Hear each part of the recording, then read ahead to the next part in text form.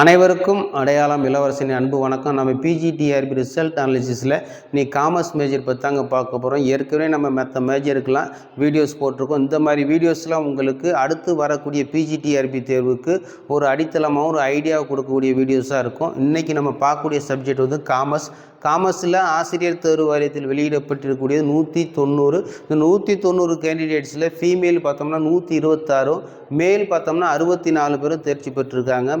ஃபீமேலோட percentage 66.31, மேலோட percentage பார்த்தோம்னா 33.69. இதுதான் commerce மேஜரில் மொத்தமாக நிரப்பப்பட்ட காலி பணியிடத்தில் ஆண்களுக்கும் பெண்களுக்கும் எவ்வளவு பேர் வேலைக்கு போயிருக்காங்கிறது. அடுத்து பார்த்தோம்னா ஜென்ரல் டர்னில் மொத்தமாக ஒரு 35 பேர் வந்து பாஸ் பண்ணியிருக்காங்க. இந்த ஜென்ரல் டர்னில் பிசி 25 பேர், எம்பிசி 4 பேர், பிசிஎம் ஒருத்தர் பாஸ் பண்ணியிருக்காங்க. இந்த ஜென்ரலில் 5 பேர் பாஸ் பண்ணியிருக்காங்க. எஸ்சி எஸ்டியில் யாருமே ஜென்ரலில் பாஸ் பண்ணலை. அடுத்து கம்யூனல் டர்னுக்கு வராங்க. இந்த கம்யூனல் டர்ன்றது 69% இடஒதுக்கீடு. இதில் பார்த்தோம்னா பிசி 69 பேர், எம்பிசி 37 பேர், எஸ்சி 27 பேர், எஸ்சிஏ 8, எஸ்டி 2, பிசிஎம் வந்து 3 பேர் பாஸ் பண்ணியிருக்காங்க.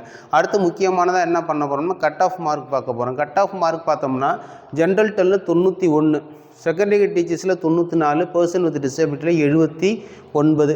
அடுத்து பிசியில் பார்த்தோம்னா 87, செகண்டரி டீச்சர்ஸில் 89, விமன் வந்து 88ங்க.